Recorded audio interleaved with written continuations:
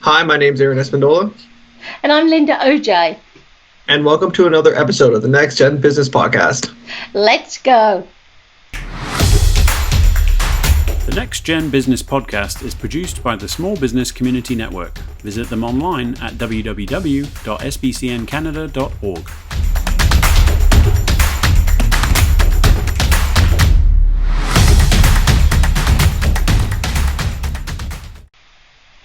So, Aaron, you've got us another wonderful guest tonight. I'm really slacking here, aren't I? I haven't got any new guests for a while. How are you doing it? Honestly, I think people are actually watching the videos and kind of just reaching out to us on our Instagram, as well as we actually do have referral from Brendan's Burn Bags. He actually reached out to me being like, hey, I have a buddy. His name is Matthew, and he's interested in being on the show. So thank you so much, Matthew, for being here. And just a little bit background information for all the viewers, and then you can also clarify it or go more in depth. Matthew, his last name is Ortlieb. Yeah. And he's a Conestoga College graduate where he took marketing. He did a co-op, and right now he is a photographer as well as the owner of Ortlieb Media and offers like social media management and works at Valco Financial full-time in the marketing department. So that's a lot of stuff you're doing there. Matthew, thank you for coming along. I know you're a busy man. How did you manage to fit all that in? It's definitely not challenging, but I usually like to have photos, like photo sessions, evening time, weekend. So I try to cram all my side jobs like on the weekend. Then I focus on Valco Financial, like 9 to 5. So it's not too bad. I managed it pretty well. So. Oh, well, you look really happy, so you must be enjoying your job. So I'm very interested in, did you say media? Yes. Yeah. So how did you get started in that? Honestly, I've always had like an interest in kind of digital marketing side of things. So throughout school in Conestoga, I knew I wanted to do something for myself, and so I kind of started with photography when I picked up my first camera in 2019. Then from there, kind of transitioned to wanting to offer more services. So that kind of when I brought in social media, running ads for a few clients, then that's kind of just transitioned me to landing my full-time job now, and hopefully I'm able to grow both jobs and side jobs. Yeah, and I also find it interesting that we went to the same school. I don't really recognize you, so did you go to the Dune campus? I was at Duke campus. Okay, because I feel like maybe there's like a year that we might have been in the same school. Maybe. But yeah. How did you like the co-ops for students that are considering going into marketing or just in their program, deciding if they're going to go with their co-op option or just a regular option? How did you like? I loved it. It also looks amazing on resumes too. So I always try to, when people come up to me and ask me if they prefer, like if they should do co-op, I always say yes. It always looks good on resumes and like when you're applying for jobs, and the hands-on part of it too. That's always a plus. So where did you do your co-op? I did my co-op at Riverside Millwork, just kind of in Waterloo, across from Conestoga Mall. Due to COVID though, it was cut short. But I still got about close to 4 months in, so I still had it on my resume. So I'm glad I got some of it in. That's awesome. But yeah, I definitely feel like I'm missing out here I didn't do co-op, so I kind of wishing I went back in time and chose co-op. So any of our viewers that are listening, just if you do have the option to take co-op, definitely take it. It sounds like for Matthew, it actually really worked out well for him. And then I guess going into you did your photography, was that before you started your marketing? I'm self-taught photographer. So in 2019, I kind of launched what started as a hobby first, quickly transitioned to like a side business that I've been trying to grow since then. Then, like I said, I wanted to offer more and have clients that I could do like on a regular basis. So that's when I kind of started working with like social media and offering my services towards small business owners too. So starting off with the camera, did you just start off with just a camera, or did you buy like a big setup? Because I know I have one friend that actually was interested in photography, and he spent a bunch of money. Is that what you did, or do you kind of like grow with like clientele? My mom always had a small Canon T-series camera, so I initially played around with that for a little bit until I kind of wanted to buy my own gear. So from there, I bought my first 80D camera with just a kit lens, just the basics. Then from there, I kept adding on to my collection. So I don't know if you can see behind me, that's like all my cameras and lenses. So over the last 2-3 years, I've been just adding lots of stuff to it. So you're investing in your business, you're serious about it. So I'm very interested in networking. How did you find your first clients? Geez. They actually reached out to me through LinkedIn. I think it was like just before I graduated. So I knew him from years ago because he was an old coach of my sister's actually. And so that's how we kind of know of each other.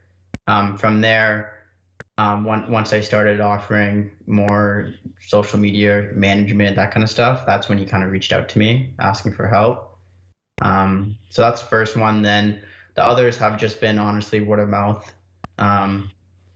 Yeah, it's been good so far though. So LinkedIn is useful then, because I'm a little bit older than you guys, and I've been told that LinkedIn is not for young people. Are you active on LinkedIn? I try to be as much as I can. I like to focus more on Instagram, Facebook more. But it's also, LinkedIn is also so good because it's more of a B2B platform. So that's where you can kind of reach out to more business owners and people in specific industries, I'd say. You've just said all the right things for me. I love you to bits now. So anybody listening, this young man likes LinkedIn. What about that, Aaron? Yeah, I think it's really interesting that you were able to use your LinkedIn profile to kind of tell people, your followers, that that you're doing the media stuff.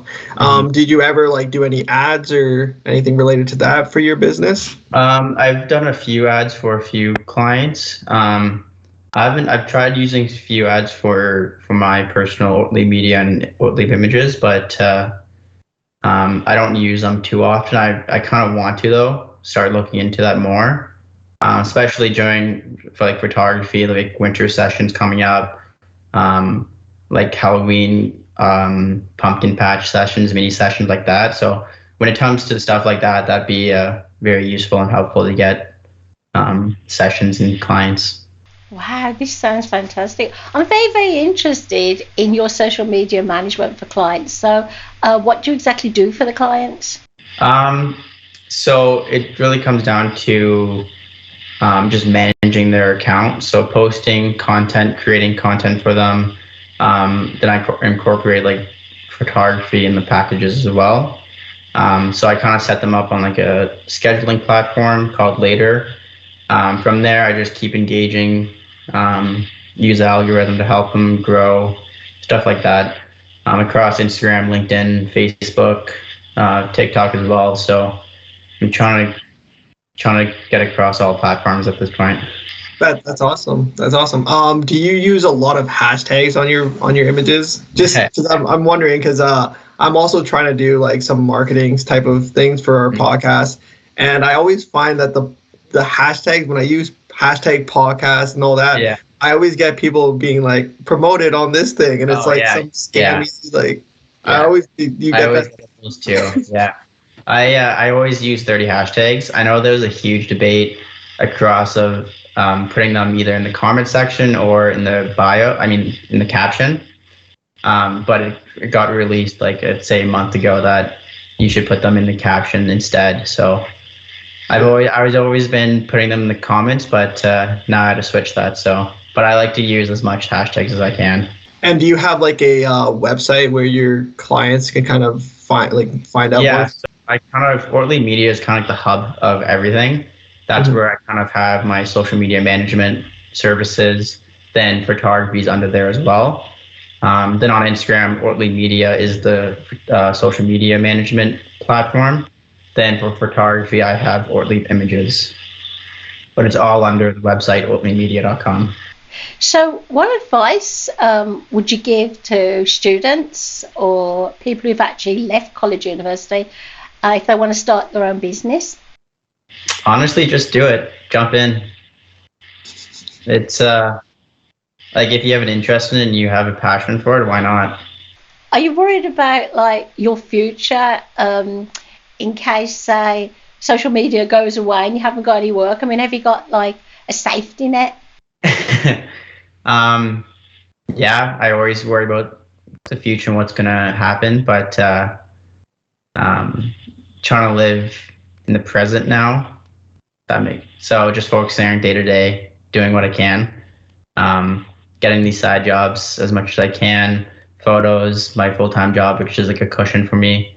Exactly. Yeah, I think it's also really interesting that that Matthew brought up the fact that he started off as a hobby, just so that he can like find out if he actually likes that. Because I know there's a lot of people out there that are going to try to spend as much money in the very beginning and see if they like it, but then at the end of it, you might not even like what you're gonna do. Mm-hmm. So then you already have all that money invested. So yeah, actually, it initially started with like my friends, just me taking photos of them, whether it's in the gym, at like parties we went to. I was always the guy that had the phone out and taking photos. So then my one buddy actually kind of convinced me to make my photography page officially. So that's how it kind of went. Now I have people coming up to me like asking how they should start. So there's like a satisfaction there of like, I'm glad I want what I'm doing, where I've come from when I first started. So it's nice to look back. Yeah, I think passion plays a very big role into what you do, and making sure that if you're passionate about what you do, they say you never work a day in your life, right? Yeah, it's not a job if you love it, right? Well, they say that, but I've been in business 20 years now and I've worked very hard. I used to come to Conestoga quite a lot in my early days of being a motivational speaker. And one of the things the students would ask me is, do you get paid a lot of money? And I actually said to them, it's not the money, it's loving what you do and wanting to help people. And you're obviously passionate about what you do and you love your work. So it's not really about the money. It's nice to have, though, isn't it? Honestly, when I first started, it was definitely about the money, trying to make as much money as I can. But now it's turned into, I love the process of it and building it up, and just seeing how far I can take it now. Wow, you found us an awesome guest, Aaron. Do you ever do presentations anywhere and talk about this? I mean, yes, you're doing the podcast tonight, but I mean, have you ever, done a presentation to, say, a networking organization or anything like that? I've definitely thought about it, but those presentations and like standing up in front of a lot of people kind of freak me out. So part of that, just getting over that and doing it. Well, today it's mostly done via Zoom or Skype. So it takes away the fear factor, doesn't it? I think that's a really great way to push your business. Actually, we've got an opening for someone like you to speak at the Small Business Community Network. Oh, really? Oh, yes. Erin is a member and we have openings in October and November. So can we connect on LinkedIn and I'll tell you about it? Yes, please. I'd love that. Aaron will tell you it's a fun experience, isn't it, Aaron? It's not boring. Oh yeah, when you do the presentation, everyone's just like staring at you. There's like 100 people. It's really high stress. I'm just kidding. If you're shy, don't do it. I was kidding. There's normally about 20 of us. It's not a big number because not everybody likes, the virtual meetings, and so a lot of our members just prefer to work one-on-one with me. But you were there at the last one, Aaron, you meanie, and you loved it. It was a special one, wasn't it, where you went off and you had to come up with a business idea or something, and you loved it. Take the notice of him. He's mean, he really is. Yeah, I think it's all very important for our viewers or anyone that's listening, just to like always kind of try to go to networking events, even if you are shy in the beginning or whatever, just try to do it. Yeah. It takes like not that long. It doesn't take that much time to do. And networking has always been a challenge for me too. So I remember my one friend, he was doing door-to-door sales for his painting company. And so I decided just to help him the one day, go to door, and never done it before. And I go up to the first door, and I knock, mess up every word, just stumble.